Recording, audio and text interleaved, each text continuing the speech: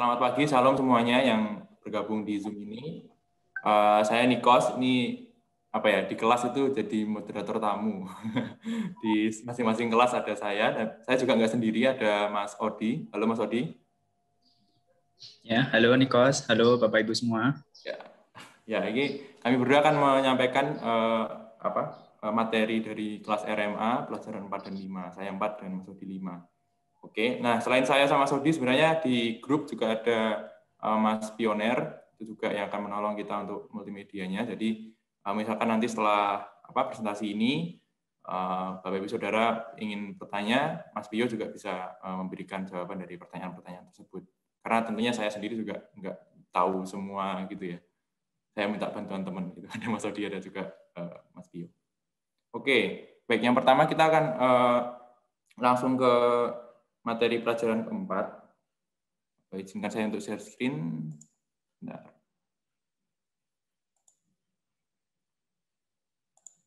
Ya. Oke, sudah bisa ya? Oke, baik. Saat ini kita masuk ke pelajaran 4, yaitu mengenal platform multimedia. Nah, kalau yang kemarin pelajaran 1 sampai 3 lebih ke yang tertulis dan pokoknya ke renungannya ya, ke intinya. Nah, sekarang yang pelajaran 4 mengenal platform multimedianya. Next, yaitu adalah pengertian platform dan tren multimedia. Itu tuntutan budaya visual saat ini mendorong kita semua untuk menyediakan bahan-bahan renungan dalam platform-platform yang sesuai dengan tren zaman ini. Jadi saat ini kan yang sedang booming adalah misalnya podcast, lalu ada video tutorial atau sinematografi, dan yang mungkin yang paling ringan ya membuat konten untuk media sosial kita, entah itu microblog, entah itu gambar-gambar ilustrasi dan sebagainya. Nah, di dunia sekuler banyak yang sudah pakai itu, sudah banyak yang memanfaatkan tersebut, entah untuk mengiklankan produk industrial mereka, menggunakan untuk meningkatkan kualitas pendidikan di suatu negara atau suatu tempat dan sebagainya. Nah, kita juga bisa sebagai orang Kristen harusnya menggunakan multimedia untuk mengabarkan Injil juga ke lebih banyak orang gitu. Nah, kondisi-kondisi seperti itu menandakan bahwa kita ini sekarang sudah masuk ke era multimedia. Jadi dari katanya ya, multi dan media. Jadi banyak media atau kombinasi-kombinasi, nggak cuma teks aja, nggak cuma gambar aja, tapi juga ada kombinasi, baik teks maupun gambar, maupun video dan teks, audio dan juga gambar, dan sebagainya. Itu berarti menandakan bahwa kita masuk ke era multimedia. Oke, berikutnya. Ya, ini yang pertama kita mau belajar multimedia sederhana. Nah, multimedia sendiri sebenarnya luas, Bapak Ibu Saudara. Jadi kita belajar yang sederhana saja. Khusus untuk kelas ini, kita akan belajar ada 3. Yang pertama ada audio, lalu video dan gambar. Nah, ini yang untuk audio dan video itu saya hanya memberikan panduannya saja. Nah, untuk eksekusinya memang agak lama, jadi karena waktu, jadi saya lebih memberikan contoh saja. Dan sebenarnya itu juga sederhana, Pak, enggak terlalu ribet amat gitu. Oke, yang pertama itu audio. Jadi yang pertama kita menyiapkan skrip rekaman. Nah, skrip itu apa? Skrip itu adalah hasil renungan yang sudah dibuat dalam bentuk tulisan atau teks. Jadi saya asumsikan Bapak Ibu sekalian sudah menyiapkan entah itu draft atau bentuk jadi ya, skrip hasil renungan, tulisan hasil perenungan Bapak Ibu terkait firman Tuhan dan ditulis dalam teks. Gitu. Lalu yang kedua adalah menyiapkan alat rekaman.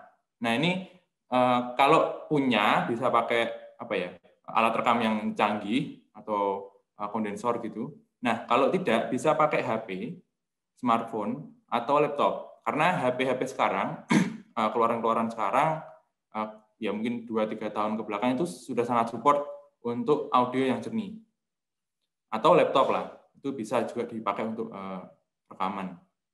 Nah, lalu yang ketiga, pastikan tempat merekam dalam suasana tenang supaya nggak ada suara bising yang mengganggu. Jadi pastikan kondisi ruangan sekitar kita, kondisi sekitar kita saat kita merekam itu tenang. Jadi usahakan mungkin ya kalau ada rumah yang di dekat tempat ibadah sepupu kita, mungkin bisa ambil jam-jam yang saat mereka tidak ibadah gitu, sehingga suara mungkin ada suara azan dan sebagainya itu tidak masuk ke dalam audio rekaman kita. Nah, itu juga lalu juga perhatikan mungkin ada suara sepeda motor, ada suara mobil dan lain-lain, itu juga bisa mempengaruhi kejernihan suara di rekaman kita. Jadi mohon diperhatikan. Lalu yang berikutnya adalah mulai rekaman. Nah ini saya sangat menganjurkan untuk berlatih lebih dahulu. Jadi latihan dulu 1, 2, atau 2, 3 kali dengan membaca skrip yang sudah Bapak Ibu Saudara semua siapkan. Nah, untuk mendapatkan suara rekaman yang jernih, jadi ini bisa didukung dengan menggunakan earphone atau headset. Itu bisa menolong kita untuk mendapatkan hasil suara yang jernih gitu. Oke, berikutnya adalah menyimpan. Jadi setelah kita membuat, nah kita simpan. Jadi kita menyimpan hasil rekaman di satu tempat terpusat dengan penamaan yang jelas agar mudah dicari di kemudian hari. Misalnya saya merekam dan saya kasih ke satu folder gitu. Contoh saya beri nama rekaman hari ini misalnya. Nah, itu saya memberikan nama di folder tersebut dan juga nama filenya. Nah, untuk nama filenya saya sebenarnya membebaskan untuk mau dikasih nama apapun juga boleh. Cuma ini ada satu contoh formula penamaan supaya kita kalau misalnya nyari rekaman yang kita mau itu bisa lebih mudah. Jadi contoh formulanya adalah jenis bahan dan kelengkapan yang ada di belakangnya. Misalnya kita mau merekam quote ayat gitu. Misalnya kita mau merekam ayat, misalnya Markus 1 ayat 4 sampai 5. Nah, berarti penamaannya bisa pakai ini, misalnya quote underscore Markus underscore 1 itu berarti pasal, lalu underscore ayat itu ayat, 4 sampai 5 itu ayatnya. Nah ini mohon maaf ada tipe itu harusnya .mp3, bukan .mp3 ya, tapi .mp3 saja. Oke, lalu yang kedua itu kalau misalnya renungannya bukan ayat tapi lebih ke rekamannya bukan ke ayat tapi lebih ke renungan. Berarti ya jenis bahannya renungan underscore misalnya judulnya renungannya apa, misalnya mengampuni musuh. Nah, habis itu .mp3. Bapak Ibu bisa customize sendiri sebenarnya penamaan ini tergantung selera ya. Misalnya mau dikasih tanggal atau masuk dikasih nama misalnya renungan underscore mengampuni musuh underscore Nikos misalnya. Itu bisa tergantung customisasi kita sendiri. Jadi ini hanya saran dan usulan kalau misalnya masih kebingungan daripada dinamain hanya recording 001 atau recording 002 kan lebih baik seperti ini. Seperti itu. Oke. Nah ini ada contoh rekaman. Semoga terdengar ya. Makna kebangkitan Kristus. Apakah terdengar? Rasul Paulus, salah seorang pengikut Kristus yang sebelum bertobat menjadi penantangnya, bahkan membunuh orang-orang Kristen, menulis bahwa jika Kristus tidak dibangkitkan, maka sia-sialah kepercayaan itu salah satu kita. contoh kita bisa merekam hasil seperti itu dan kita bisa tadi diperhatikan ya yang merekam ini suasana di sekitarnya sangat tenang, jadi hanya suaranya saja yang terdengar oleh kita yang mendengarkan, tidak ada suara bising. Itu saya tidak akan play sampai akhir gitu ya karena ini mungkin sedikit panjang, jadi saya hanya play di awalnya saja. Nah, tapi kita bisa melihat bahwa di sekitarnya tidak ada suara yang mengganggu. Jadi hanya suaranya perekam saja yang masuk di dalam output audionya. Atau kita juga bisa, kalau misalnya bisa menggunakan software seperti Adobe Audition atau Adobe Premiere, bisa menambahkan background di situ. Jadi nanti ada file untuk audionya saja, lalu ada juga file untuk background-nya. Nah, tinggal nanti volume background-nya dikecilkan, mungkin 70-80% lebih kecil daripada audio rekamannya, sehingga bisa lebih ke kayak nuansa gitu. Audionya bisa, background-nya bisa lebih ke kayak nuansa dan tidak mengganggu audio yang asli. Ya, seperti itu. Makna kebangkitan berikutnya yang video. Nah ini sederhana saja, tapi tahapan-tahapan untuk persiapannya saya pikir bisa menolong kita untuk nantinya misalnya mau membuat video yang lebih advance, yang lebih rumit lah seperti itu. Nah, persiapannya begini. Jadi siapkan skrip rekaman dan storyboard. Nah, skrip rekaman seperti tadi ya. Skrip rekaman untuk menolong untuk dialog kalau misalnya itu dialog, atau monolog misalnya itu monolog. Jadi bisa menggunakan skrip skrip yang untuk rekam audio tadi. Tapi yang storyboard ini menolong untuk kondisi visual yang dibutuhkan. Misalnya posisi gambar. Misalnya nanti ada mau merekam renungan dengan judul mengampuni musuh gitu. Dan kita pengen ngasih tulisan mengampuni musuh di bold, lalu ada background-nya warna putih atau warna biru, ditaruh di atas atau di tengah atau di bawah. Nah, itu storyboard bisa mendukung seperti itu. Lalu juga teks, lalu efek video. Efek video bisa slow motion atau bisa speed up dan sebagainya. Itu storyboard sangat mendukung itu ya. Mendukung untuk itu. Nah, lalu yang kedua, lanjut lagi siapkan alat rekaman, lagi-lagi bisa pakai HP atau pakai laptop. Nah, untuk software-nya sendiri bisa bisa pakai HP sendiri yang recording HP yang bawaan dari HP. Atau bisa menggunakan langsung dari aplikasi seperti Instagram, itu juga mendukung untuk kita record dan kita edit di situ videonya. Lalu juga ada TikTok. Nah, kalau laptop ada software yang mendukung ya, misalnya Premiere atau After Effects dan sebagainya, itu bisa, atau Filmora dan sejenisnya. Nah, itu bisa. Lalu berikutnya adalah pastikan tempat merekam dalam suasana tenang supaya tidak ada suara bising yang mengganggu. Ini seperti tadi ya. Jadi suasananya supaya tidak terlalu bising, itu nanti bisa mengganggu suara, output suara, sehingga ya nanti hasil videonya kurang bagus atau kurang maksimal. Nah, kemudian rekam video. Nah, ini ada beberapa saran. Yang pertama, membersihkan tempat rekaman, tempat take dari barang-barang yang mungkin mengganggu pemandangan atau visualisasi. Nah, kalau nggak punya, gimana? Kalau nggak punya tempat yang free, bebas gangguan kayak gitu, gimana? Nah, bisa diakali pakai layar green screen lah bisa dibilang. Tapi bisa green screen, bisa layar hitam, bisa layar putih, ukuran 2x2 meter boleh, ukuran 1x1 meter boleh. Yang penting bisa menutupi background dari perekam video. Oke. Nah, ini untuk menutupi pemandangan yang kurang mendukung lah istilahnya. Oke, kalau green screen keuntungannya nanti misalnya kita olah lagi gambarnya videonya di Premiere atau di After Effects, bisa dikasih background virtual di belakangnya. Seperti itu. Oke, lalu mulai rekaman. Untuk mendapatkan hasil yang baik, berlatihlah lebih dulu, tentu saja. Membuat video harus pelatihan terlebih dahulu. Nah, setelah itu bisa merekamnya di aplikasi yang tadi saya bilang ya, rekam video di gawe kita langsung, atau di aplikasi media sosial seperti Instagram ataupun TikTok. Nah, lalu yang berikutnya adalah penyimpanan. Seperti tadi juga saya sudah jelaskan. Jadi ada contohnya seperti ini formulanya, dan contoh misalnya quote ya, quote Markus 1 ayat 4-5 .mp4. Kalau video mp4. Nah, seperti itu. Untuk renungan juga begitu. Renungan _ mengampuni musuh .mp4. Oke, ini kayaknya ada contoh. Oke, ini dari teman saya Melisa, salah satu admin juga di salah satu kelas, membuat video untuk renungan dari Filipi 2 ayat 12. Ini pakai TikTok. Coba kita play. Renungan hari ini Filipi 2 ayat 12. Alkitab menyatakan bahwa keselamatan adalah anugerah Allah dan persyaratannya sudah dibayar oleh Kristus. Selain itu, Paulus juga mau agar kita setia menjaga ketaatan kepada Tuhan, serta agar kita tidak takut dan gentar.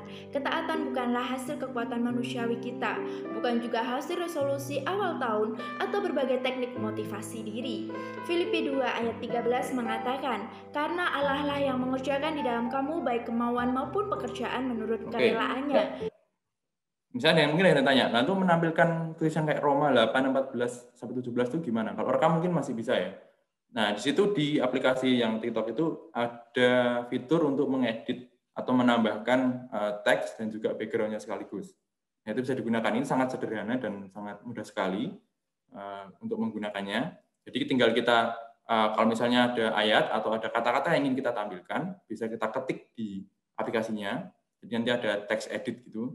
lalu ada tambah background atau nggak pakai background atau mau tambah garis, bisa di situ. Oke, baik. Berikutnya, nah sekarang gambar. Nah ini kita akan mencoba membuat grafis dengan Google Slide. Kenapa Google Slide? Karena ini apa ya, online dan bisa dikerjakan di mana saja, pakai device apa saja sebenarnya. Dan keuntungannya ada tampilannya seperti PowerPoint. Jadi bagi yang sudah tahu pasti sudah sangat familiar dengan tampilan Google Slide. Dan ternyata selain bikin PowerPoint, kita juga bisa bikin apa ya, kayak quote atau renungan melalui Google Slide. Nah caranya yang pertama pastikan punya akun Gmail dulu. Nah, sudah buat, lalu buka Gmail di device Anda, lalu klik icon titik 9 di pojok kanan atas, pilih slide. Nanti muncul Google Slide. Nah, lalu yang berikutnya adalah tentunya kita harus menyiapkan poin-poin utama hasil renungan yang akan dipasang di gambar. Atau kalau buat ya, kita siapkan dulu teks ayatnya dan juga alamat ayatnya. Gitu. Lalu sebaiknya tidak seluruh renungan ditampilkan, tapi buatlah kalimat-kalimat pendek, padat, berisi. Nah ini opsional, misalnya kita mau bikin poin-poin juga boleh, atau mau yang misalnya teks saja sebenarnya bisa, asalkan komposisi atau proporsi teks yang kita lihat dengan lebar layar kerja atau artwork itu tidak terlalu mendominasi teksnya. Jadi lebih ke proporsional dan lebih enak dilihat, itu masih oke. Lalu yang berikutnya adalah akan lebih baik jika menyiapkan gambar ilustrasi untuk setiap slide. Lalu gambar-gambar gratis itu bisa diunduh di freepik.com atau Unsplash ya. Freepik bisa vektor, bisa animasi, lalu Unsplash bisa yang fotografi dan gambar-gambar bitmap, dan dipakai dengan menyertakan kredit situsnya. Itu bisa. Oke. Nah, ini peruntukan untuk media sosial. Ini saya ambil contoh untuk Instagram misalnya. Atur canvas size. Canvas size itu adalah ukuran artwork-nya, layarnya, ke ukuran ini. Size 1080 kali 1080 pixel atau 1080 kali 1320 pixel. Jadi yang 1080 kali 1080 itu square, kalau yang 1080 kali 1320 itu agak sedikit panjang, jadi tidak square. Oke, lalu gimana caranya bisa ngatur situ? Nanti akan saya tunjukkan di tutorial. Oke, lalu yang berikutnya adalah menentukan jenis font dan warna yang diinginkan. Nah, ini bisa cari di tab font, nomor kerja di situ, lalu diatur warnanya, jenis fontnya yang dipakai seperti apa. Oke, lalu yang berikutnya tentu saja copy paste konten teks yang yang sudah disiapkan tadi ke masing-masing slide di Google Slide. Lalu kalau sudah oke, sudah diatur, klik present untuk melihat keseluruhan desain dalam slideshow. Sepertinya habis ini saya akan ya. Setelah itu kita akan simpan hasil desain di suatu tempat terpusat dengan penamanya jelas, tadi sudah saya berikan ya. Nah, ini ada formulanya. Kalau hanya satu saja atau satu gambar, bisa pakai formula ini, jenis bahan underscore ayat atau pasal. Misalnya quote tadi ya, quote underscore Markus dan seterusnya. Biasanya dotnya adalah JPG atau PNG. Kalau JPG itu tidak transparan, tapi kalau PNG itu untuk gambar yang transparan. Oke. Lalu untuk file berseri, misalnya ada beberapa slide gitu, berarti harus ada ditambahi slide-nya. Jadi misalnya renungan underscore mengampuni musuh underscore slide 1. Lalu mungkin ada slide 2, slide 3, mungkin sampai 10. Nah, itu bisa. Nah, untuk Instagram sendiri, sejauh yang saya tahu, mereka mengakomodasi sampai 10 slide di dalam satu kali posting. Gitu. Oke. Lalu yang berikutnya bisa di-download, pilih simpan format JPG tadi ya, PNG atau PDF kalau mau di PDF-kan, atau PPT kalau masih ingin diedit secara lokal di device Bapak Ibu Saudara. Nah, untuk konten medsos sendiri, saya menyarankan untuk pakai format JPG yang sudah umum dipakai untuk file gambar, lalu kemudian diposting. Nah, hasil akan berupa slide dengan gambar background yang kalimat-kalimat yang tertata rapi, berurutan sesuai dengan poin-poin renungan yang ingin Bapak Ibu Saudara semua bagikan. Oke, sepertinya saya akan stop share dan akan share yang Google Slide. Bentar. Ya. Oke, apakah bisa melihat share screen saya? Bisa ya? saya asumsikan bisa. Oke. Tadi kita pertama adalah menyiapkan bahan teksnya. Nah, saya sudah menyiapkan bahan teks saya sendiri di sini. Ya, saya catat di sini. Bentar, sepertinya nggak bisa. Oke, harus kembali sepertinya. Oke, berarti catat teks Bapak Ibu Saudara entah itu di Word atau di Notepad. Lalu nanti bisa dikopas ke sini satu-satu, atau bisa langsung semuanya kopas ini, tapi nanti diatur-atur. Nah, sekarang kita di sini akan mengatur kanvas ya. Pertama kita masuk ke file. Nah, ini tampilan Google Slide seperti ini. Jadi sangat mirip dengan PowerPoint sebenarnya. Nah, kita masuk ke file, lalu kita scroll down masuk ke page setup. Nah, ini pastikan di sini tampilannya custom. Nah, ini sebenarnya page size-nya ada standar, ada widescreen 16:9 dan widescreen 16:10. Tapi kita pilih custom karena kita mau mengkustomisasi ukuran kanvasnya.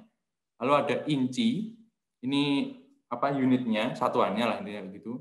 Ini bisa inci, bisa pixel, sentimeter, sama poin. Kita pilih pixel dan kita atur segini. Kurang lebih 1080 kali 1350 atau 1320. Oke. Kita klik apply, karena saya sudah apply sini, jadi saya nggak usah. Saya klik apply. Nah, ini tampilannya seperti ini. Nah, mungkin ada yang tanya, ini garis 2 ini buat apa? Nah, garis 2 ini adalah untuk pembatas antara no-go zones, itu yang ada di atas sama yang di bawah, sama yang main zone. Main zone itu yang di tengah. Jadi, konten kita masukkan ke tengah. Kita masukkan ke tengah sini. Lalu yang atas yang bawah ini adalah informasi minor. Seperti kata geser, kalau misalnya itu slide-nya banyak, atau informasi terkait akun yang ingin kita rekomendasikan untuk follow. Misalnya akun kita sendiri. Itu bisa ditaruh di no-go zone sini. Lalu yang di tengah ini adalah konten utama yang ingin kita tampilkan. Karena ini nanti akan tampil di feed. Kalau ini untuk Instagram ini akan tampil di feed. Dan kalau di feed itu yang tampil hanya yang tengah ini. Nah, kalau kita klik di gambarnya baru akan tampil di yang informasi minor akan tampil ketika kita sudah klik. Kalau kita hanya scroll saja dan melihat feed dari satu akun, itu tampilannya akan yang dari tengah ini. Ini sebenarnya bisa membantu untuk menolong layout dari feed akun kita gitu, atau akun yang misalnya kita nanti mau run gitu. Oke, nah caranya untuk membatasi ini gimana? Saya menggunakan cara yang sederhana. Saya membuat satu shape, misalnya ini. Kita coba hilangkan ini dulu ya. Rulernya hilangkan. Lalu kita di sini kita bikin shape. Kita bikin shape kotak sembarang dulu. Oke, pastikan warnanya beda sama warna background untuk mudah mendistinguish. Lalu kita klik kanan pada shape-nya, lalu format option, lalu masuk ke size and rotation. Jadi sebenarnya ini ada size, position, text fitting dan sebagainya. Lalu masuk ke size and rotation. Di sini ada inci ya. Ini nggak bisa kita ganti sayangnya, nggak bisa kita ganti ke pixel. Jadi kita asumsikan kurang lebih ya 11,25 inci. Itu sama dengan 1080 pixel. Ini juga 11,25 inci. Oke, sudah. Kita silang, lalu kita klik sini, dan kita klik arrange, kita center on page, vertically dan horizontally. Ya, oke, sudah. Nah, kita sudah dapat main zones dan juga dapat no-go zones. Lalu kalau kita tidak mau, ini kan sebenarnya kita nggak butuhkan, kita butuhkan yang garisnya tadi ya. Nah, kita tinggal drag garisnya sini, snapkan ke atas, dan snapkan ke bawah. Lalu kita hapus yang ini, shape ini. Sekarang kita sudah sampai, dan kita sudah dapat kanvas yang bisa kita lakukan. Lalu berikutnya adalah mengumpulkan aset. Aset di sini bisa jenis font, ini seperti yang saya bilang, font Arial, lalu font Conforta, lalu juga gambar. Ini gambar saya download dari Freepik ya. Lalu juga ada ornamen, misalnya ini bulat-bulat ini semuanya ornamen. Ini sangat mudah sekali membuatnya. Kalau misalnya membuat bulat ini, bisa kita ke shape ini, kita klik yang bulat. Nah, kita bikin bulat aja gini. Nah, kalau kita pakai Windows, seperti saya sekarang, itu tekan Shift, baru ditarik untuk bisa mendapatkan bulat sempurna. Kalau enggak ya nanti akan tidak sempurna bulatannya. Nah, kalau mau ganti warna, tinggal diklik ke objeknya, kita taruh di fill color ini, bisa pilih warna sesuka hati. Misalnya ini. Nah, itu kan ada outline juga dia, ada garisnya yang warna hitam kalau bisa lihat ya. Nah, kita klik, kita bisa atur di sini border color. Kita bisa atur warnanya, kita juga bisa atur ketebalannya seperti ini. Nah, gimana caranya buat yang cuma outline gini aja? Caranya mudah sekali, tinggal kita klik ini, lalu yang fill color kita kasih transparent. Tuh. Atau kalau sebaliknya, kita nggak perlu outline, ya tinggal klik border ini, lalu ke transparent, sudah nggak ada outline-nya. Selesai, seperti itu ya. Oke, kita hapus karena kita nggak perlukan. Lalu kita membuat satu quote, ini sudah saya siapkan, hasil-hasilnya kurang lebih seperti ini, sederhana tapi tetap menarik bagi saya, dengan kata-kata yang sudah saya bold, lalu juga alamat ayatnya, ini bisa langsung kita masuk ke sini. Ini saya harus ambil dari Sublime saya, Bapak Ibu. Bentar. Oke, kita akan kopas di sini. Nah, ini sangat kacau ya tampilannya. Jadi kita bisa menghapus hal-hal yang nggak perlu. Kita sudah kumpulkan aset dan kita menghapus hal-hal yang nggak perlu. Nah, kita bisa mengatur apa ya namanya, ornamen-ornamen ini mau kita taruh di mana terserah. Misalnya kita mau taruh di sini misalnya, kita taruh di sini, boleh sekali. Sini mau ditaruh di yang sini, sangat bisa. Jadi ini sudah jadi ornamen, tidak perlu terlalu meriah, tapi yang penting bisa menambah segi estetika. Lalu sini ini ada shape yang garis ini, lalu ada gambar, lalu saya drag turun untuk saya kasih turun. Lalu di sini ada sumber gambar, ini saya sengaja membuat agak transparan gitu, nggak terlalu kelihatan, karena memang ini bukan informasi yang utama yang kita mau sampaikan ya. Lalu kita taruh sini, kira-kira seperti ini, cukup. Oke, lalu tulisan let's make it ini kita hapus saja. Oke, lalu kita, ini jenis fontnya Conforta dan juga ada shape-nya. Kita turunkan dulu. Nah, jadi hilang karena dia warnanya putih dan kita perlu mendrag shape ini juga sampai tulisannya kelihatan. Oke, kurang lebih seperti ini. Nah, kita bisa drag ini ke bawah. Oke, lalu kita atur font size-nya. Tadi sudah kita tentukan fontnya Arial misalnya. Kita Ctrl A, lalu font size-nya tinggal tambah sini. Ini bisa klik di sini misalnya 30 misalnya atau 48. Nah, terlalu besar, 36. Oke. Ini udah oke, lalu kita katakanlah kita mau menekankan menekankan kalimat atau frasa mana yang kita ingin tegaskan. Kita bisa pakai bold. Oke. Misalnya ini, hai orang yang tak berpengalaman, ini akan saya kasih bold seperti ini. Lalu ini agak naik sedikit, karena tadi gambar ya sebenarnya. Jadi Google Slide ini tidak bisa menghapus background. Jadi kalau mau menghapus background dari gambar ini harus pakai device yang lain. Nah, ini tinggal alamat ayatnya. Jadi saya ambil di sini aja.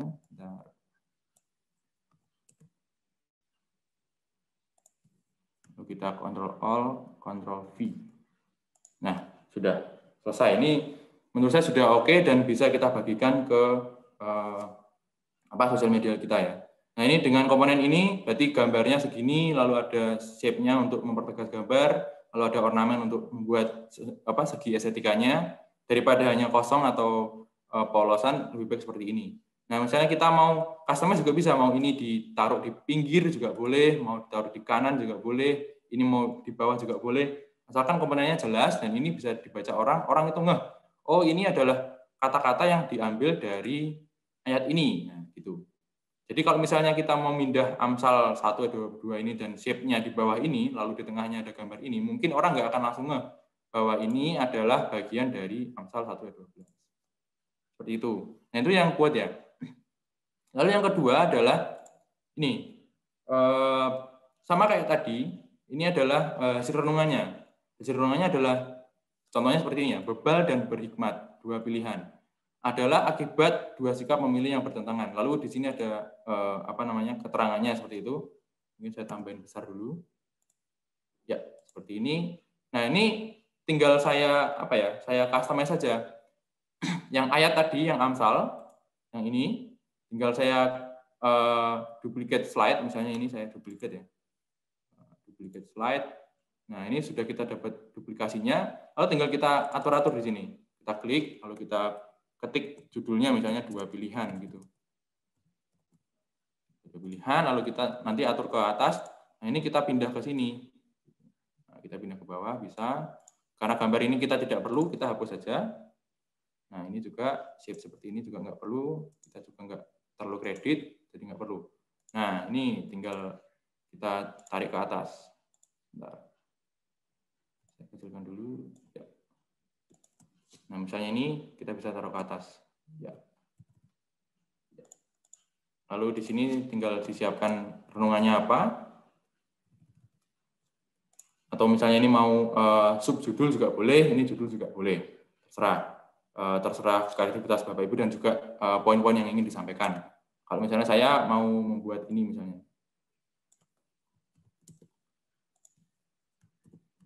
Ya, seperti ini. Lalu nah ini diatur ya Bapak Ibu Saudara untuk tipografinya.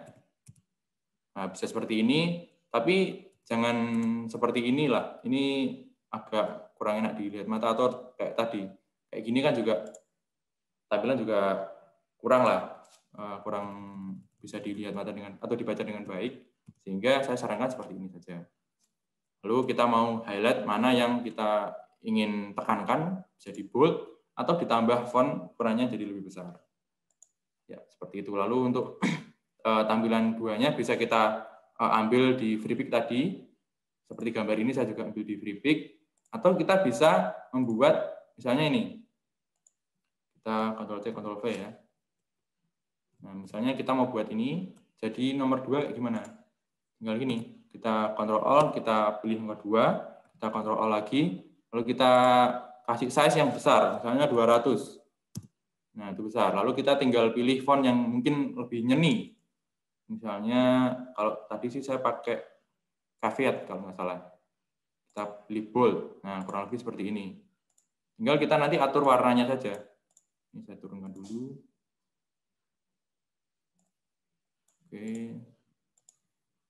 Ini Ctrl Alt, lalu di sini bisa pilih warna, text color. Terserah mau warna yang mana.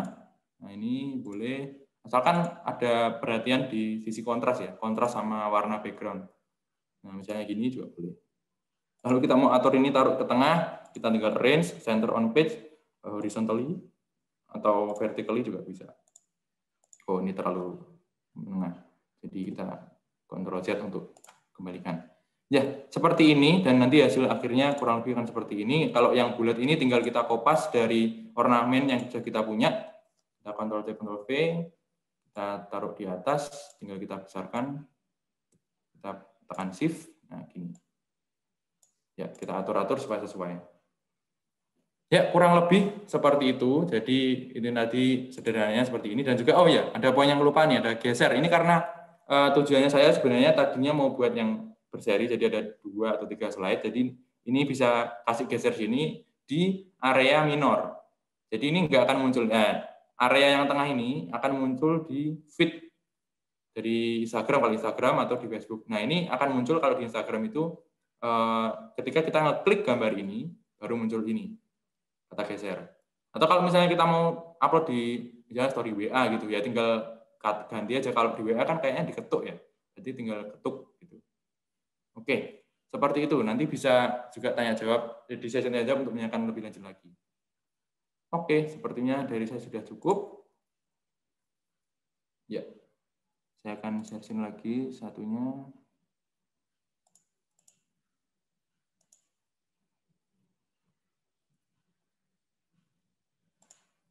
Ya, ini untuk pengayaan saja.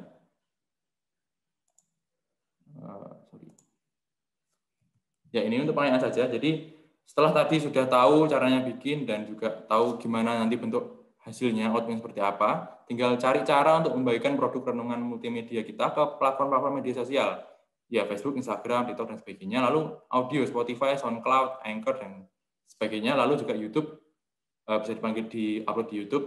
kita bikin channel sendiri juga bisa, kalau misalnya itu membuat video. Oke, sepertinya dari saya seperti itu. Habis ini akan lanjut ke Mas Odysseus. Silakan stop share. Ya. Iya, oke. Terima Semoga nggak kasih terlalu panjang. Nikos. Mohon maaf. Iya, ini kalau tadi lihat ada salah satu komentar dari Pak Clay, kalau hanya penjelasan tanpa praktek langsung bagi yang gaptek seperti saya sepertinya masih sulit untuk membuatnya. Tenang Pak, masih ada cukup banyak waktu untuk praktek Pak nanti setelah presentasi gitu. Ya, oke, kita akan lanjut ke pelajaran 5 dulu ya. Izinkan saya share screen terlebih dahulu.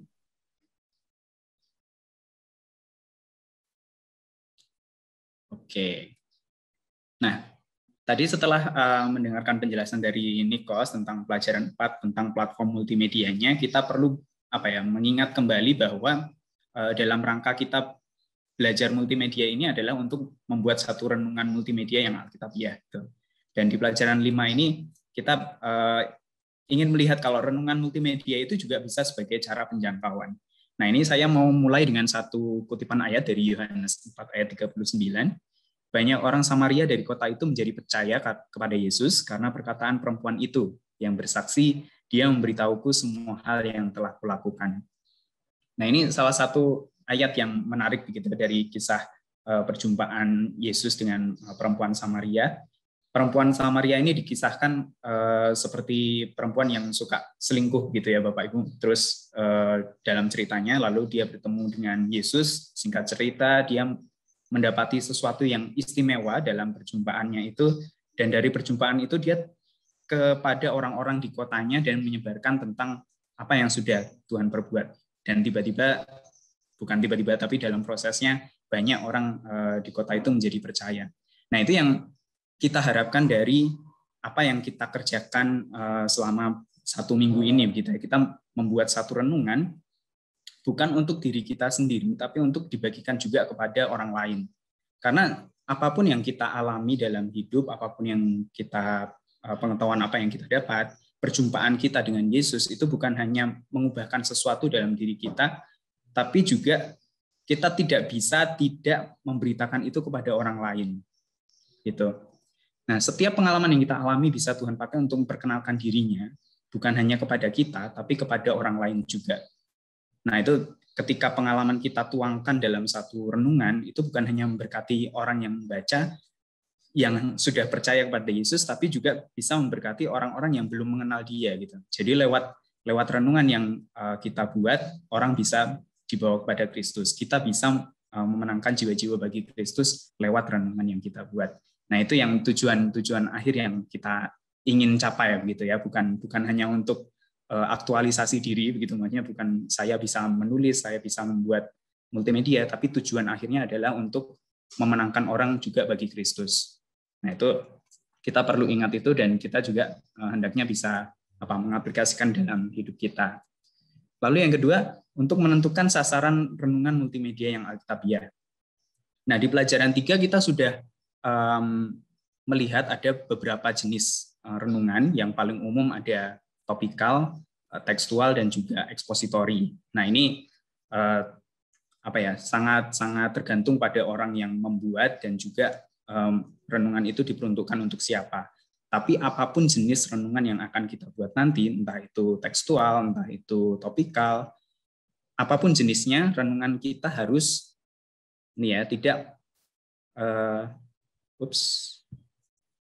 tidak melenceng dari kebenaran Alkitab. Jadi yang pertama, yang terutama, renungan yang kita buat harus alkitabiah, tidak melenceng dari kebenaran Alkitab, tidak boleh melanggar hukum apapun gitu ya dalam Alkitab, tidak boleh melanggar apapun yang kita percaya sebagai orang Kristen juga. Lalu yang kedua, apapun jenisnya, renungan kita harus jelas, bahasanya sederhana dan mudah dibaca. Tujuan kita membuat renungan itu bukan untuk membuat satu karya sastra begitu, maksudnya tujuan kita adalah menyampaikan apa yang sudah kita pelajari, hasil dari penggalian Alkitab yang kita lakukan, menyampaikan kepada orang supaya orang juga bisa belajar dari apa yang sudah kita pelajari. Jadi kalau misal renungan kita itu bahasanya terlalu puitis misalnya, atau terlalu tinggi untuk orang mengerti gitu, maka renungan itu tidak akan mencapai tujuannya sebagai renungan gitu, malah jadi orang malah jadi bingung ketika baca. Nah, jadi harus jelas, bahasanya harus cukup bisa dimengerti oleh orang yang menjadi target penggunanya. Lalu juga harus sistematis, alur pemikirannya jelas dan masuk akal. Dari satu ide ke ide lain itu harus runtut supaya orang dibawa ke satu ide pokok. Jangan, itulah kenapa renungan itu kan biasanya lebih singkat, itu biasanya lebih efektif. Dan renungan yang efektif adalah renungan yang berfokus pada satu ide gitu, supaya orang bisa menangkap ide itu, bisa membawa pulang ide itu, dan juga bisa menerapkannya dalam hidup. Nah, maka renungan yang kita buat, alur pemikirannya harus membawa orang pembacanya kepada ide itu. Jangan lompat-lompat ide gitu. Dan kalau lompat-lompat nanti orang tidak mengerti ini renungan sebenarnya tentang apa gitu. Lalu renungan itu juga harus relevan, artinya dapat diaplikasikan pembaca saat ini. Maksudnya renungan ini harus bisa membawa orang untuk mengambil satu tindakan atau satu respons terhadap renungan itu, dan itu bisa diterapkan pada masa kini, pada masa dia hidup gitu. Renungan bukan hanya bacaan ringan, bukan hanya bacaan hiburan, tapi itu bacaan yang menuntut kita untuk merespons bagaimana kita akan menghidupi hidup kita gitu. Karena renungan juga pasti dibasiskan pada Alkitab, dan itu yang menjadi pedoman kita untuk hidup. Jadi harus relevan, dapat diaplikasikan. Lalu yang kelima, nah ini yang cukup menuntut kreativitas. Renungan yang kita buat juga sebisa mungkin menarik, dibuat dengan kreatif sehingga memiliki ekspresi yang segar. Karena kalau orang tidak mendapati renungan kita menarik, orang tidak akan membaca gitu, atau tidak akan melihat, dan orang jadi tidak terberkati. Maka kesan pertama mungkin juga salah satu hal yang perlu kita pertimbangkan, khususnya ketika kita membuat renungan yang multimedia. Nah, itu sasaran isi dari renungan kita ada 5 hal. Apapun jenis renungan yang kita buat harus alkitabiah, jelas, sistematis, relevan, dan juga menarik. Nah, lalu yang kedua juga ada sasaran pembaca. Selain menentukan sasaran isi, kriteria yang harus kita ikuti, ada juga beberapa renungan yang spesifik gitu ya, diperuntukkan untuk kaum tertentu atau kelompok tertentu. Renungan bisa saja untuk khusus orang dewasa, entah itu pria atau wanita, bisa untuk pemuda remaja, ada yang khusus untuk anak-anak, ada yang khusus untuk lansia, dan sebagainya. Bahkan ada yang khusus untuk kaum profesional tertentu. Bisa jadi ada satu renungan yang khusus diperuntukkan untuk guru atau untuk dokter, kayak gitu. Nah, ini juga perlu kita pikirkan ketika kita membuat renungan gitu. Kalau kita ingin membuat untuk dalam jangka panjang begitu ya. Karena dengan menentukan sasaran pembaca itu akan membuat kita lebih berfokus pada target kita. Bukan hanya fokus pada temanya, tapi juga bagaimana tema itu akan bisa diaplikasikan dalam orang-orang yang akan membaca renungan kita itu tadi. Jadi itu tadi ya, ada beberapa kriteria yang harus kita ikuti ketika membuat renungan, dan kita juga perlu untuk menentukan sasaran pembaca renungan kita. Nah, dari sasaran pembaca itu nanti kita juga akan bisa menentukan mana sih platform multimedia yang paling cocok untuk target itu. Kalau misal kita menarget misalnya orang dewasa sampai ke lansia, seperti komentarnya Pak Clay tadi ya, mungkin mereka akan lebih prefer untuk baca gitu, karena sudah dilatih untuk membaca dan akan lebih dapat banyak kalau membaca. Tapi kalau misal kita menyasar anak-anak atau remaja, mereka mungkin lebih suka sesuatu yang bersifat visual atau yang video atau setidaknya auditori. Nah, itu kita juga akan terbantu dengan menentukan sasaran pembaca dan sasaran multimedia itu tadi.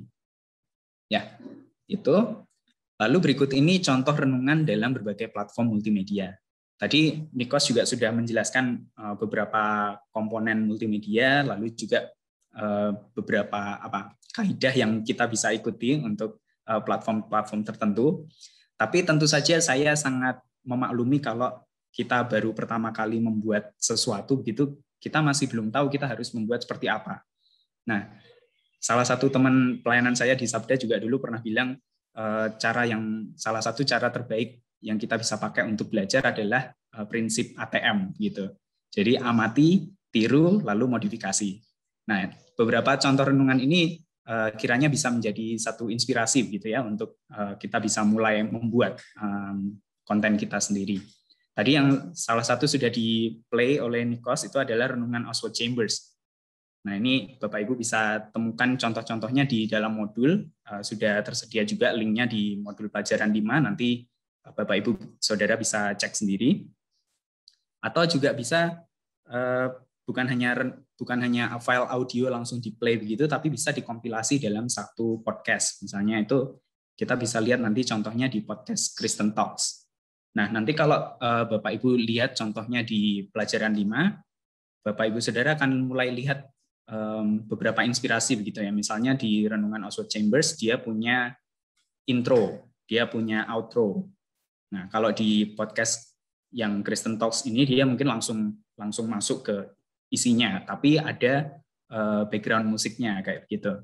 Nah, itu juga salah satu nilai yang kita bisa ambil gitu ya untuk kita meningkatkan konten kita. Dan kalau Bapak Ibu Saudara nanti mungkin sudah 1 bulan membuat renungan, 1 tahun, nanti bisa dikompilasi untuk jadi satu tema tertentu misalnya, itu juga bisa diserahkan kepada gereja untuk mungkin bisa menolong untuk studi Alkitab di gereja, atau bisa juga ditawarkan ke radio-radio Kristen. Nah, itu mereka juga pasti akan bisa memperluas jangkauan kita dan semakin banyak orang yang diberkati.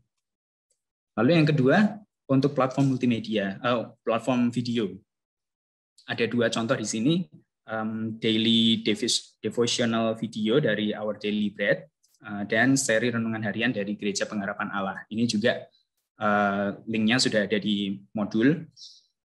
Mereka konsep videonya adalah langsung orang berbicara di depan kamera gitu. Cukup mudah untuk ditiru dan cukup jenis yang cukup awam untuk kita temukan renungan langsung orang seperti berkhotbah gitu ya, tapi durasinya sangat pendek, hanya sekitar 2 menit, 3 menit, dan itu berfokus pada satu ide, dan itu kita bisa coba lihat gimana sih caranya orang membuat video, konsepnya seperti apa.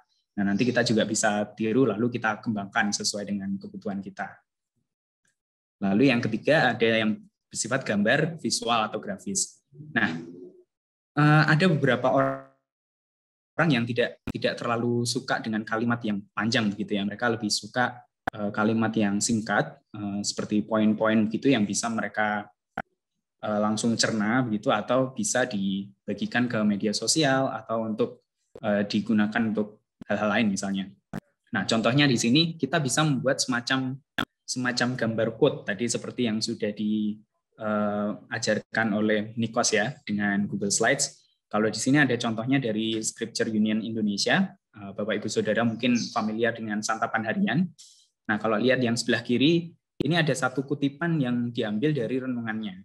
Kekalahan kita terjadi saat kita menyerah terhadap godaan dunia dan menggadaikan iman demi menikmatinya. Basis renungannya diambil dari 1 Raja-Raja 11 ayat 14 sampai 43. Nah, perlu diingat ketika kita membuat satu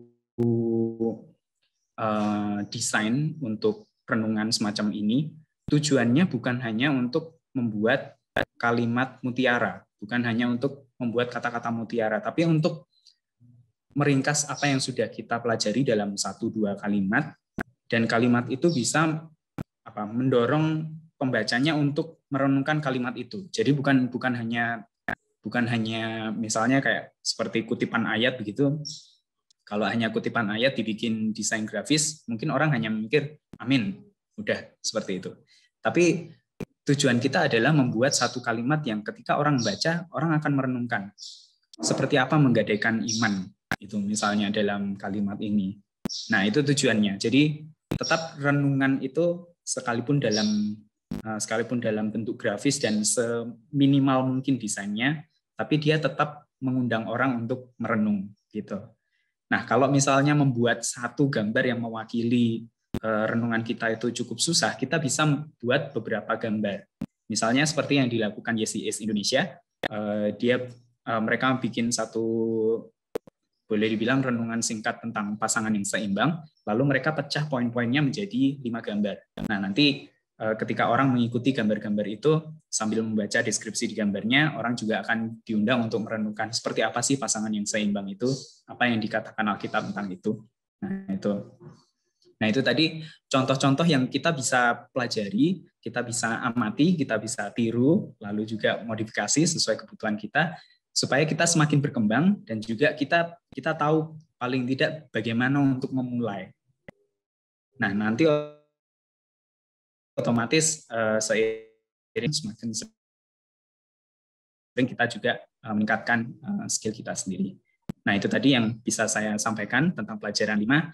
Kiranya semua yang sudah kita pelajari ini bisa menolong kita untuk membuat renungan yang multimedia dan juga alkitabiah, yang bukan hanya bisa memberkati, tetapi juga bisa menjawab tantangan zaman ini. Ya, saya akan selesai sampai di sini. Pertanyaan dan referensi bisa Bapak Ibu Saudara lihat di dalam modul pelajaran 5.